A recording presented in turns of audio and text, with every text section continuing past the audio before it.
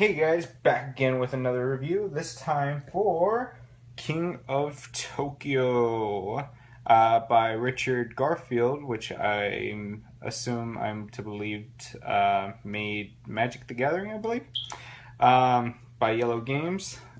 Plays 2 to 6 players, ages 8 plus, and a game should last you about 30 minutes, but you are going to want to keep playing after that, trust me.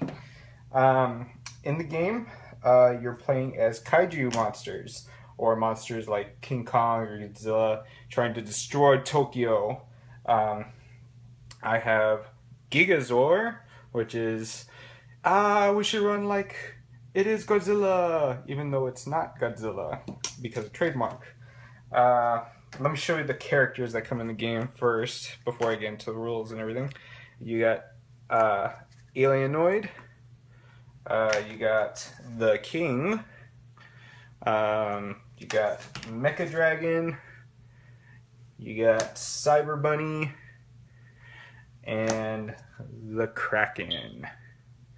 And I should note that I have the first edition of the game because it was on sale at Barnes & Noble.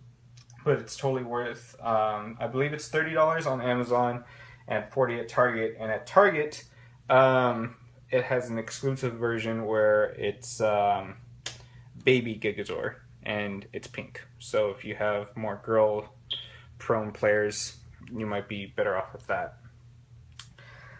And then also, instead of the Kraken, it's Space Penguin. So, I don't know.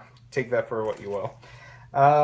So, the point of the game is to win, and how you win is either get your victory points up to 20, or knock everybody's health down to 0. And everyone's going to start off with 0 victory points and 10 health. So, on a first player's turn, you're going to get your dice, and you're going to roll Yahtzee style. So let me explain how the dice work. They have 3, 2, and 1 on the dice. A heart to heal, a lightning bolt to collect energy, and a attack symbol.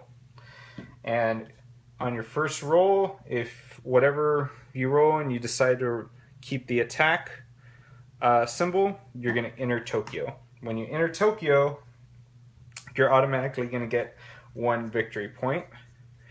And the reason why you might want to stay in Tokyo is that enables you to attack everybody else. But that also means that everybody else can attack you. So player 2, player 3, and player 4, on their turns, if they want to, they could beat me up. And that might be bad because while you're in Tokyo, you cannot heal. So the way you can negate that fact is, say, like in player 2's turn, they roll an attack and they decide to attack you. You can take the damage and you have the option of leaving Tokyo. So you could be like, nope, I'm leaving. And then they would get a victory point and they would stay in Tokyo. And rounds are going to continue as such. Let me show you how to get victory points other than entering Tokyo. Let's say you roll. You can get victory points by keeping the numbers. So this would net you 3 victory points. 3 2s would net you 2 victory points, and so on and so forth. Now, any additional numbers you get or roll nets you only 1 victory point. So let's say I roll 3 2s, and then I want to re-roll, and I roll another 2. That's only going to net me 3 victory points. If I had 3 1s and I rolled another 1, that's only going to net me 2 victory points. So you want to keep that in mind. And any hearts you roll, you're going to be able to heal up if you're not in Tokyo. And any energy you roll, you may want to keep, because you'll get these little energy tokens right here. And then you can buy these power-up cards. These power-up cards let you kind of break the game and make your monster stronger. So you'll either keep them or discard them right away. all these are keeps, but this one's like you spend 4 energy to get it, and then any your power up ability is spend 1 energy token to get 1 extra reroll. So that's actually pretty useful.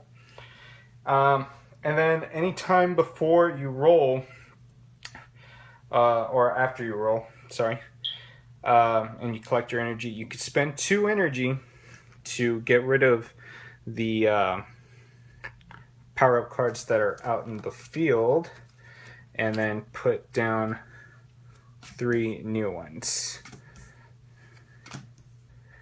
And I just have to let you know that's funny. Okay, anyways.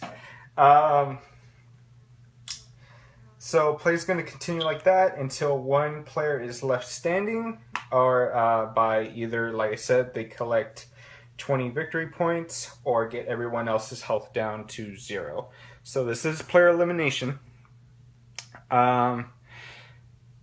The power-up cards can also let you roll 2 additional die, letting you roll up to, I believe, 8 dice. They can give you these counters, and yeah, this game is loads of fun.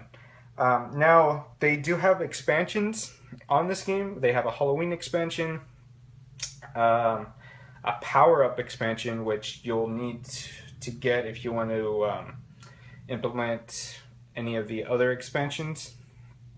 But if you're just looking for extra characters, you can do that too. I have the Cthulhu expansion, which I just wanted so that the player count could go up to 6. But yeah, and then they also have a sequel to this game called King of New York that's a little bit more complicated, so that's why I got this version. Yeah, I'm giving this a Cyclic rating. Buy it every time I bring it out and play it. Takes a little bit of explaining, but once everybody wraps their head around it and we play a few games, they're loving it. They don't want to stop playing it. So I'll post links in the description. And just remember, like I said, there are 2 versions out. If you do plan on getting expansions, I suggest getting the 2nd editions because it's a lot easier to implement those into the base game. But if you're just buying it for the game, you might want to try to see if you can get the 1st edition on sale. Alright, bye guys.